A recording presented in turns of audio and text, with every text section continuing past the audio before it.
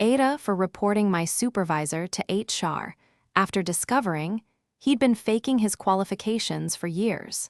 My supervisor had been blocking my promotion, sabotaging my work, and making my professional life a systematic nightmare for 6 months. Then a colleague mentioned in passing the name of the university he'd attended. I looked it up that evening. It doesn't exist. I am going to be completely transparent about this because I believe if I'm not, I lose the right to be taken seriously.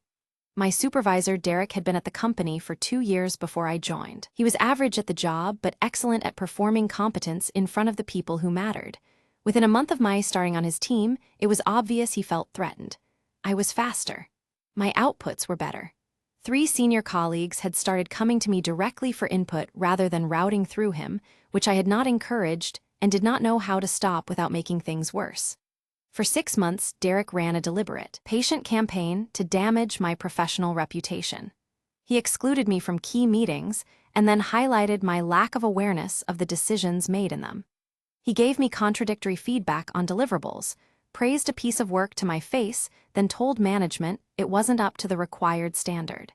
He twice failed to forward my project results to the executive board, attributing it both times to administrative error. When I applied for an internal promotion, the feedback I received was that management had heard concerns about my reliability and attention to detail. I documented every incident. Dates, times, what was said, who was present. I had a folder with 43 entries over 6 months. Then a colleague mentioned offhand at lunch that she'd heard Derek had his MBA from somewhere called Westbrook Business School. She asked if I'd heard of it. She hadn't been able to find it online. I said I hadn't either. I looked it up that evening. Westbrook Business School does not exist, or rather, it had existed as a website for approximately 18 months before being shut down and listed as a diploma mill by a regulatory body. It was a service that sold fake qualifications. Derek's MBA from Westbrook appeared on his LinkedIn, on his original application CV in our company records, and in his staff biography on the company website. I sat with this for 3 weeks. I want to be honest about what was happening in those 3 weeks. I was weighing the fact that this would look retaliatory. I knew how it would appear.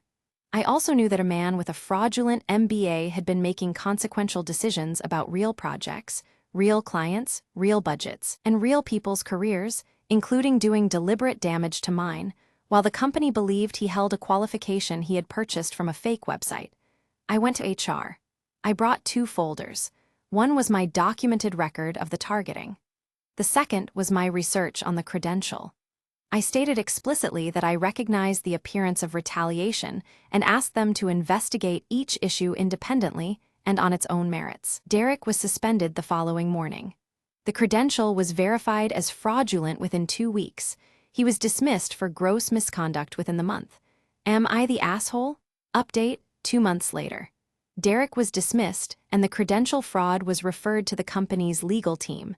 I don't know what came of that referral, and I have not tried to find out. The promotion I had applied for, the one where concerns about my reliability had appeared in the feedback, was reopened after Derek's record of the targeting was reviewed by management. The concerns about my reliability disappeared entirely once there was no one manufacturing them. I was offered the role 3 weeks after his dismissal. I will not pretend the timing looks clean. I will instead ask anyone who is troubled by the timing. If you discovered your manager had purchased a fake degree from a website shut down by regulators, would you not report it? And if you would, must your reasons be entirely pure for it to be the right action? 3 colleagues have spoken to me privately since.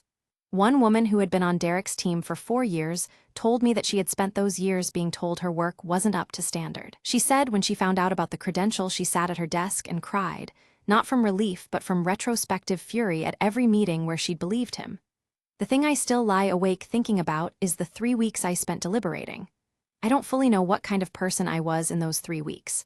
I'm not sure I want to examine it too closely. NTA or ITA, does the motive matter if the outcome is right? Comment below.